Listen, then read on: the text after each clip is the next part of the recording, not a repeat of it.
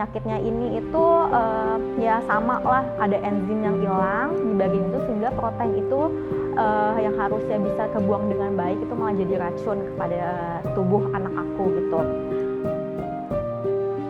Nah, ini yang aku cukup sedih ketika di rumah sakit dia dinicu dengan penuh alat-alat yang sangat banyak gitu ya, bikin aku kayak jadi seorang ibu yang baru melahirkan gak sanggup ya ngelihat anak aku diberikan alat sebanyak ini gitu loh.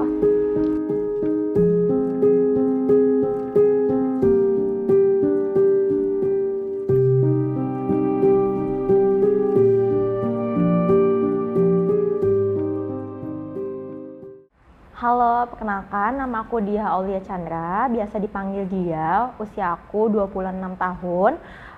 Pernikahan aku di 2 tahun lebih. Aku menikah di bulan Desember tahun 2020. Dia, thank you waktunya. Boleh diceritain apa yang pernah kamu alamin? Aku menikah di tahun 2020 bulan Desember. Sebulan kemudian aku hamil, yang pasti ya semua pasti senang lah ya, apalagi aku tuh cucu pertama dari pihak suami aku gitu yang sangat ditunggu-tunggu gitu. Aku pada saat itu hamil aku sangat jaga, aku juga olahraga, tapi pas pandemi di saat itu aku di rumah aja, dan ketika aku ke rumah sakit pun lagi full COVID ya, persiapan dan jaga-jaganya juga. Jadi di situ aku pasti ekstra menjaga kesehatan dari sisi aku konsumsi vitamin dan juga obat-obatan dari dokter semua. Aku tidak pernah skip, aku tiap bulan juga ke rumah sakit, aku di USG, anakku sehat walafiat, pertumbuhannya baik, tidak ada yang kurang satu apapun gitu. Lalu aku melahirkan di bulan September tahun 2021, anak aku laki-laki, persalinan normal, sehat, tidak ada suatu kekurangan apapun. Lalu ketika di rumah sakit, ketika ingin pulang, aku menyadari sesuatu keanehan di anak aku ketika itu nafasnya agak sedikit tersendak-sendak gitu. Sebelumnya memang anak aku habis divaksin, tapi ketika kita konfirmasi ke suster itu hal yang lumrah lah untuk anak yang baru lahir gitu.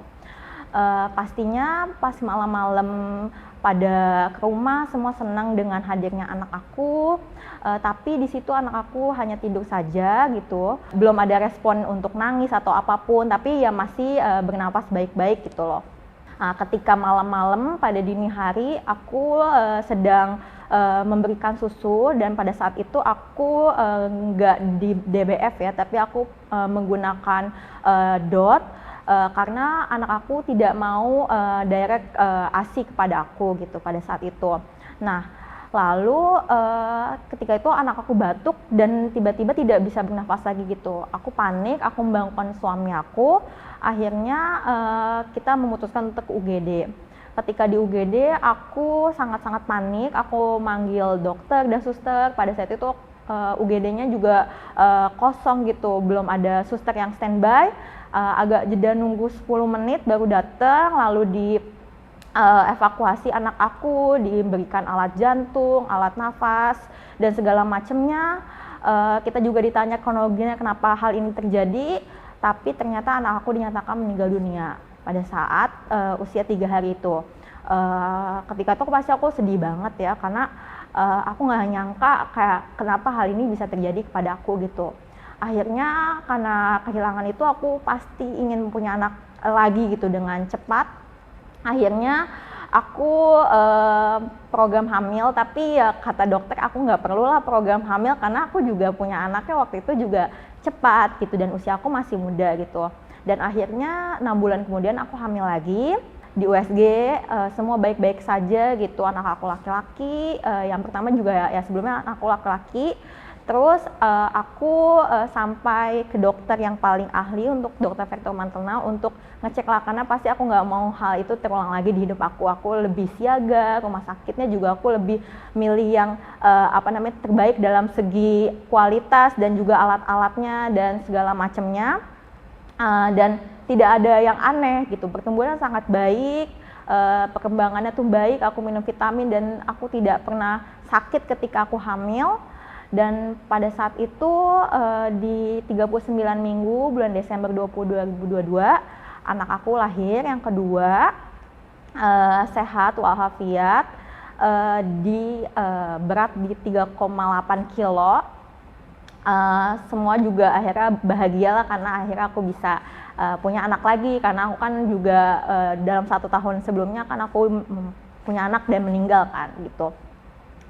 Akhirnya kan anak aku ini agak gemuk ya, jadi dia minum susu lebih banyak dibandingkan anak-anak lain gitu kata dokternya gitu, kebutuhannya juga lebih banyak. Dan aku senang karena anak aku yang kedua ini mau nih langsung direct ASI ke aku gitu.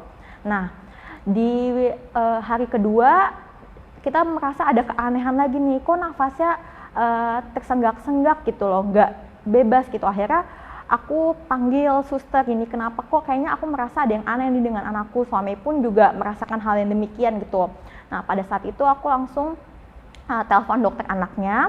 Dokter anaknya akhirnya manggil di situ, terus dia kasih tahu ke aku kalau misalnya anak aku tuh dikasih digangguin di apapun tuh nggak ada respon yang baik gitu, diem aja kayak gitu, nggak nangis pula gitu. Akhirnya di situ aku tuh ditanya untuk riwayat dari hidup aku gitu.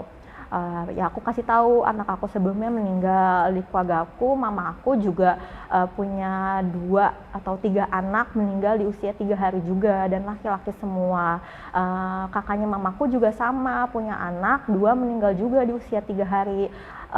Aku nggak bisa tidur lah, pasti kita sebagai pasangan kok anak-anaknya tiba-tiba masuk NICU, dan saat itu juga kita belum boleh ngunjungin kan karena ada bayi-bayi lain juga yang ada di NICU gitu. Jam 1 pagi kita ditelepon kalau anakku tiba-tiba kejang-kejang gitu. Akhirnya di kejang-kejang itu dia diberikan suntikan obat tidur lah untuk bisa mengatasi kejang-kejangnya itu. Pagi-paginya ditelepon kalau anak aku koma, tiba-tiba tidak bisa bangun dan drop jantungnya sudah di bawah 70 lah gitu, udah kayak drop banget pada saat itu. Waktu itu aku tuh sedih banget, tapi aku juga bingung kayak kenapa ya kok gini lagi, padahal di anak aku yang ini tuh benar-benar sehat, terus kayak dia mau ASI juga nggak kesedak nggak apa, kok kayak gini lagi gitu, apa sih yang salah gitu kan, pasti bertanya-tanya gitu. Dokter anak menang ini tuh sakit apa, anaknya dipanggil lah dokter jantung, diperiksa tidak ada keanehan jantungnya, dokter Ali Syaraf diperiksa juga nggak ada yang aneh, di ronsen anaknya dikirakan sebelumnya keminum air tuban ya, karena emang ketuban aku sempat hijau lah gitu, tapi nggak keruh, ternyata juga nggak ada yang hal yang aneh, di paru-parunya tuh bersih gitu, nggak ada yang janggal gitu. Akhirnya besok sore kita dipanggil, aku dan suami aku sama profesor yang menangani, Profesor Rinawati. Dia bilang kalau anak aku itu kemungkinan adalah inborn error metabolism, di mana kita kan manusia normal kan pasti ada rangkaian proses-proses di dalam tubuh. Nah di anak aku itu ada satu yang hilang gitu, hilang bermutasi, terus habisnya protein yang dikonsumsi itu menjadi toksik di hidupnya gitu loh, di dirinya itu. Akhirnya karena ini tuh masih abu-abu banget lah gitu, tapi belum tahu juga penyakitnya tuh apa. Yang pasti ini adalah penyakit langka gitu, di Indonesia pun juga sangat jarang gitu, apalagi di Indonesia belum ada yang banyak mengerti lah tentang penyakit-penyakit gini gitu. Akhirnya aku dirujuk sama profesor aku itu untuk dipanggilkan dokter anak ahli metabolik gitu. Akhirnya besok pagi aku ditelepon, aku juga disuruh menceritakan tentang kejadiannya, histori-histori yang pernah aku alami dan keluarga aku sebelumnya yang pernah mengalami juga gitu. Pada saat itu aku dan suami aku dan mertua aku datang ke dokter anak ahli metabolik itu. Dia kasih tahu kalau misalnya inborn error metabolism ini kemungkinan itu dibawa dari kelainan genetik kedua orang tuanya. Awalnya itu ya dia menyangka autosomal resesif gitu, jadi dari aku dan suami aku membawa gen yang defektif gitu loh, dan akhirnya dapat ke anak, dan akhirnya anaknya yang sakit gitu, kitanya hanya pembawa gitu. Nah pada saat itu juga diceritakanlah case-case yang ada di Indonesia gitu, adalah salah satu yang juga mengalami hal yang sama, akhirnya di-prevent untuk anak keduanya untuk bisa ketika lahir nanti langsung dipisahkan oleh ibunya dan diberikan susu yang free protein gitu. Nah dia juga mengatakan kalau misalnya kemungkinan dari anak aku hidup tuh udah di bawah 30%, karena memang siapa sih anak kan membutuhkan protein, membutuhkan makan, tapi di sini anak aku nggak bisa makan protein gitu dan hanya bisa dikasih gula gitu. Air gula, siapa sih anak yang bisa hidup dengan air gula saja kayak gitu.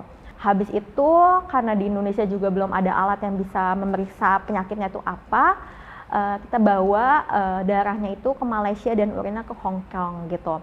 2 minggu kemudian hasil keluar, tapi itu masih ada diagnosa belum ada diagnosa tegaknya penyakit itu apa gitu. Akhirnya dan itu di usia 5 hari kami memutuskan untuk tidak melanjutkan anak aku di NICU itu karena ya memang probabilitas sedikit, terus juga memang sudah kasihan juga sih dengan kayak penuh alat, dari atas sampai bawah tuh anak aku alat semua didoping dari alat gitu sebenarnya. Akhirnya usia 5 hari anak aku meninggal gitu. Bulan Maret 2023 aku memberanikan diri untuk tes darah genetik gitu.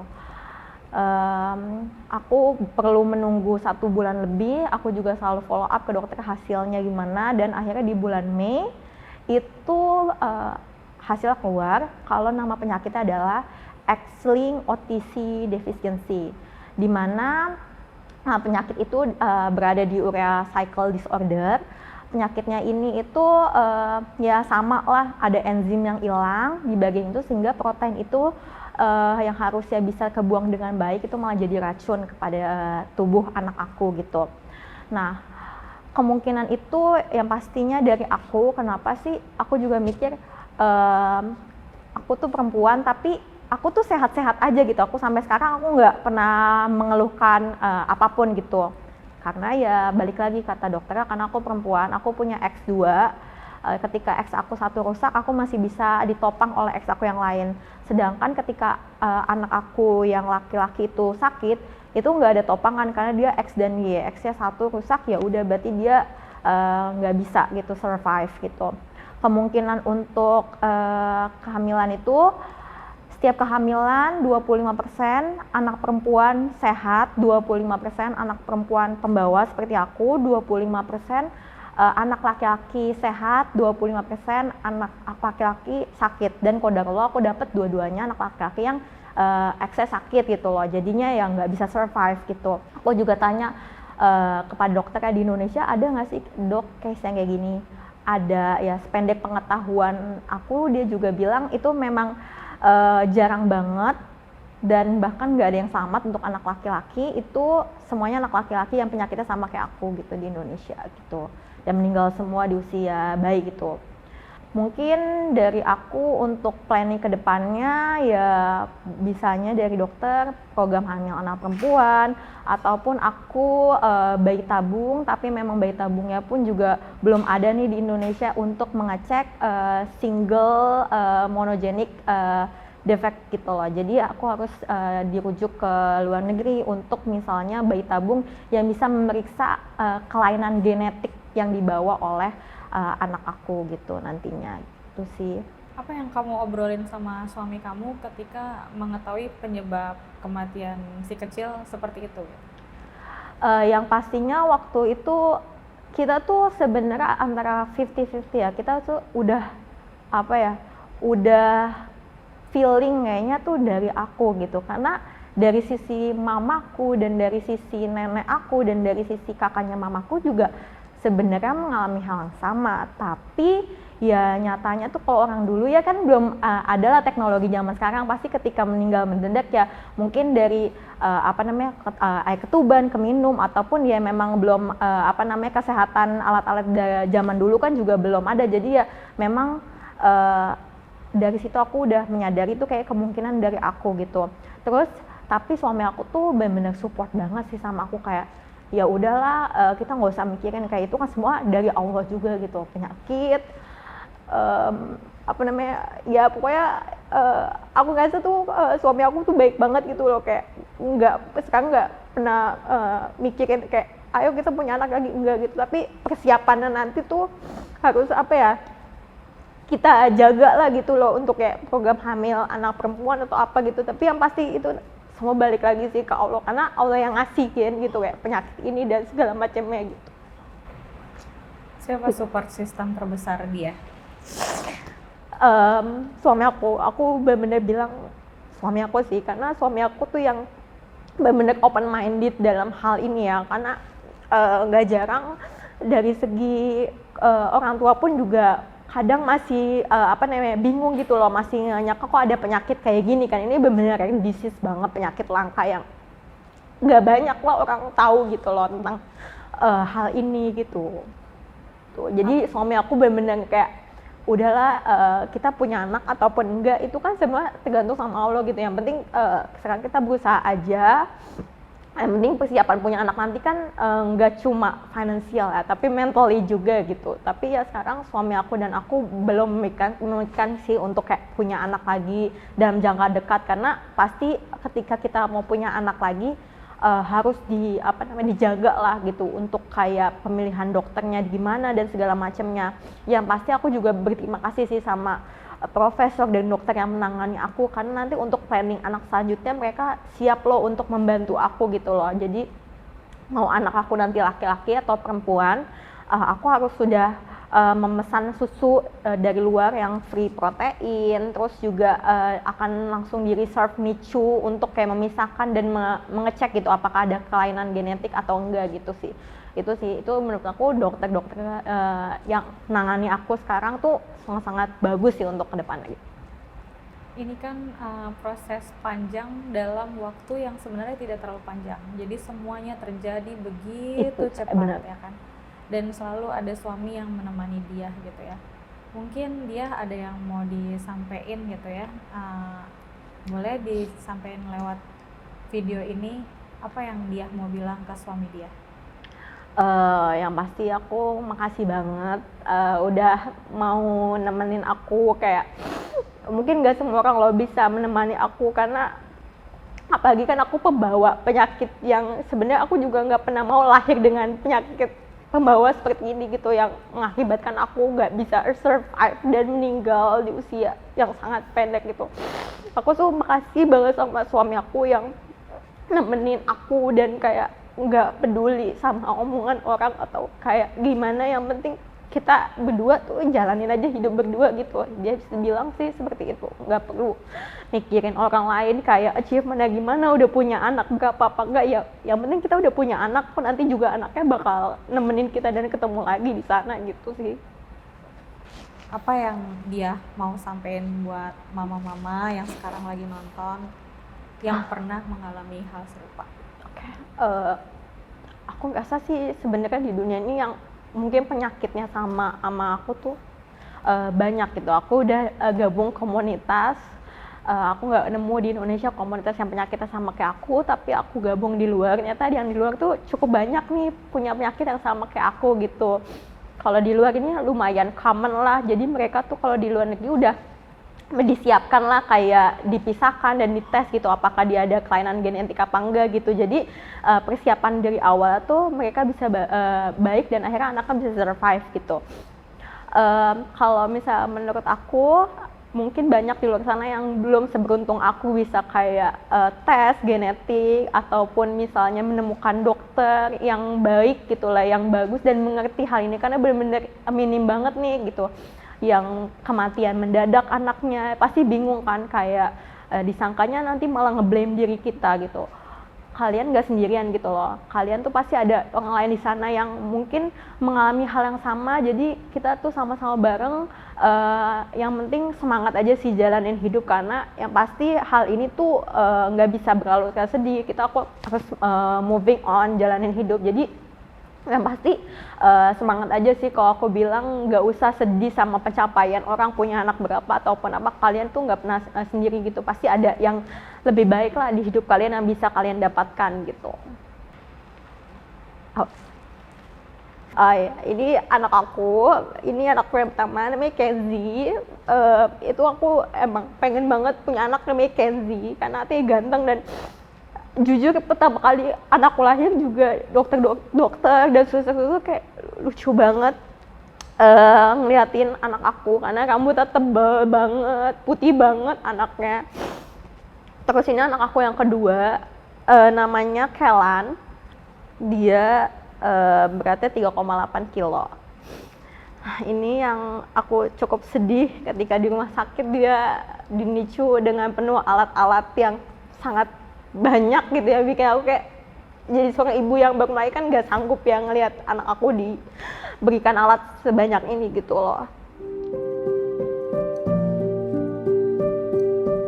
Semangat terus untuk para mama, intinya kalian itu hebat, perjuangan ibu tuh masing-masing beda-beda dan kalian semua tuh amazing sih menurut aku, kayak nggak perlu kalian membandingkan diri kalian dengan orang lain karena menurut aku semua ibu tuh bener-bener hebat di dunia ini sih.